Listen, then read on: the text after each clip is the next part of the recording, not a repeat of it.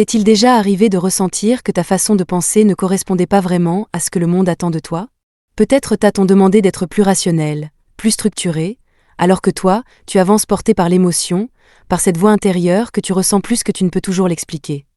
Ou peut-être t'a-t-on jugé trop sensible, simplement parce que tu perçois du sens là où les autres ne voient encore qu'un détail insignifiant. Il est possible qu'on t'ait invité à rentrer dans des cadres qui ne te ressemblent pas, sans forcément comprendre la richesse de ta manière d'être au monde. Que tu en aies pleinement conscience ou non, ton esprit fonctionne selon une dynamique particulière. Il suit une voie qui t'est propre, qui influence naturellement ta manière de penser, la façon dont tu prends tes décisions, mais aussi ta manière d'entrer en relation avec ton environnement.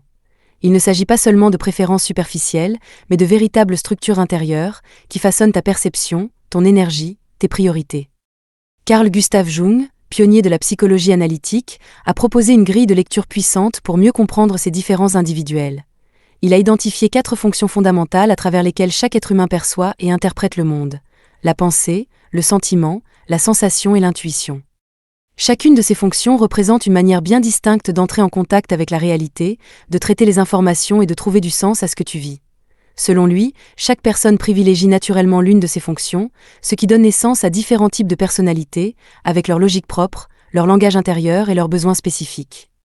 Cette perspective ne t'enferme pas. Elle t'ouvre à une compréhension plus fine de toi-même, de ton fonctionnement psychologique profond, de ce qui guide tes élans, colore tes réactions et influence tes choix, souvent de façon inconsciente. Elle t'invite à reconnaître ce qui fait ta singularité, même si cela ne correspond pas toujours aux normes visibles ou aux attentes collectives.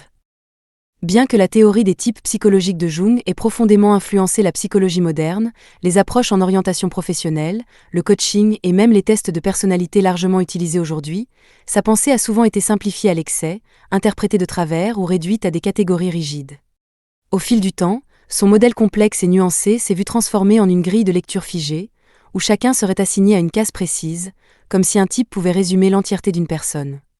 L'une des idées les plus répandues mais erronées consiste à croire que ces types décrivent ce que tu es de manière définitive, et par conséquent, ce dont tu es capable ou non. En réalité, Jung ne parlait pas de typologie comme d'un système de classification fermé, mais comme d'une dynamique psychologique fluide, vivante, en perpétuelle évolution. Il ne s'agissait pas pour lui d'enfermer l'individu dans une identité figée, mais de mieux comprendre ses préférences naturelles de fonctionnement. Ce sont des tendances, des inclinaisons, et non des murs qui te séparent des autres modes de pensée ou de perception. Un malentendu fréquent est de considérer qu'une personne ne serait que dans la pensée, ou que sensorielle, ou encore qu'elle ne serait qu'intuitive, comme si une seule fonction définissait toute la personnalité. Or, le modèle de Jung repose justement sur l'idée que chaque individu mobilise les 4 fonctions: la pensée, le sentiment, la sensation et l'intuition, mais avec un ordre de préférence spécifique. Il y a une fonction dominante, souvent très visible dans ton quotidien, mais aussi des fonctions secondaires, et des fonctions inférieures qui colorent subtilement ton comportement, tes réactions, tes zones de confort ou de stress. Ta fonction dominante agit comme un phare intérieur, elle guide souvent tes choix et ta manière d'interagir avec le monde. Mais les fonctions moins conscientes ne sont pas absentes pour autant. Elles influencent tes émotions, tes faiblesses apparentes, mais aussi tes potentiels inexploités. Les ignorer, les dénigrer ou les croire inaccessibles peut te donner une vision fragmentée et déséquilibrée de toi-même. Cela peut renforcer l'illusion que tu es condamné à rester mauvaise dans certains domaines, alors que ces zones peuvent au contraire devenir des terrains fertiles pour l'évolution personnelle. Cette confusion est encore amplifiée par la popularité du MBTI, le Myers-Briggs Type Indicator, qui s'est inspiré des travaux de Jung mais en a aussi modifié la structure fondamentale. Le MBTI classe les individus en 16 profils codés par des lettres, une démarche utile pour initier la réflexion, mais qui peut aussi figer l'identité dans un moule trop rigide.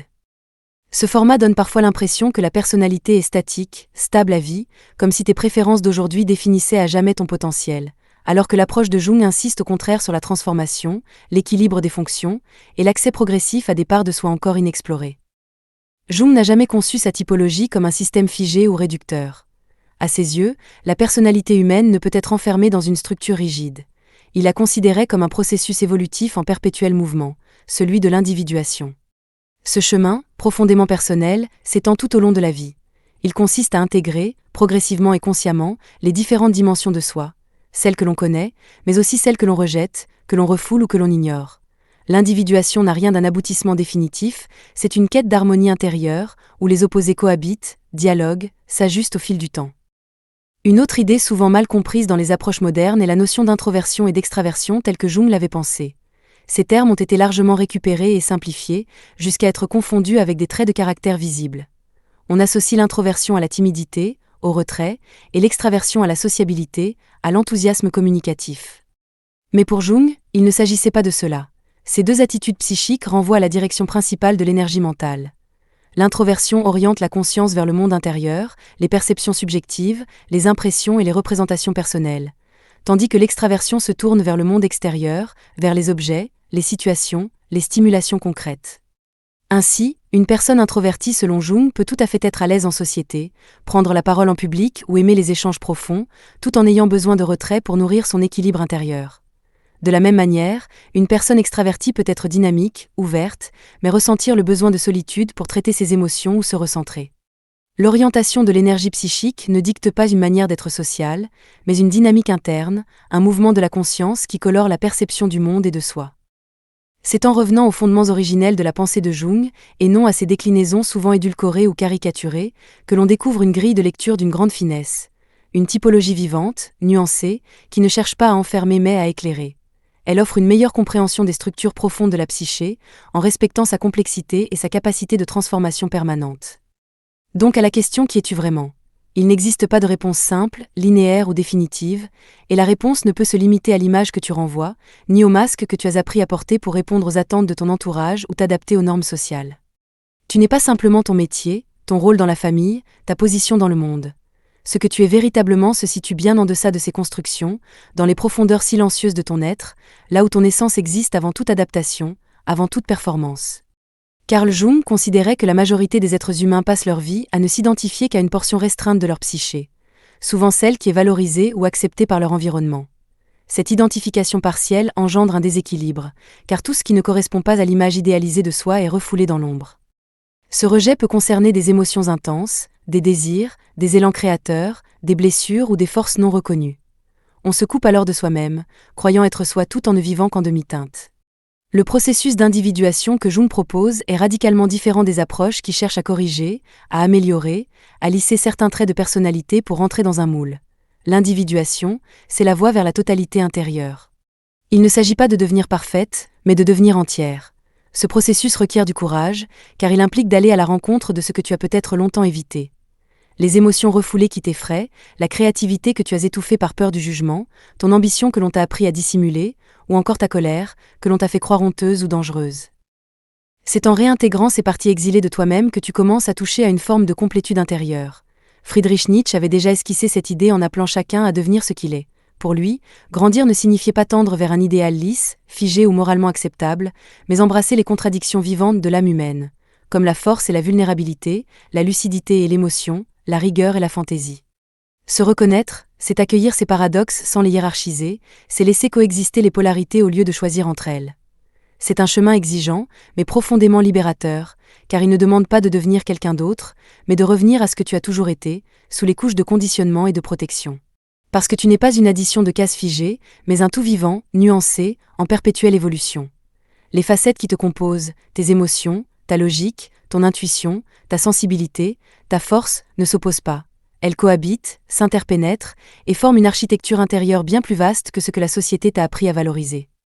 Ce processus de reconnaissance de soi est exigeant, car il te demande de quitter les rôles confortables et de faire face à cette part de toi qui ne rentre dans aucune norme.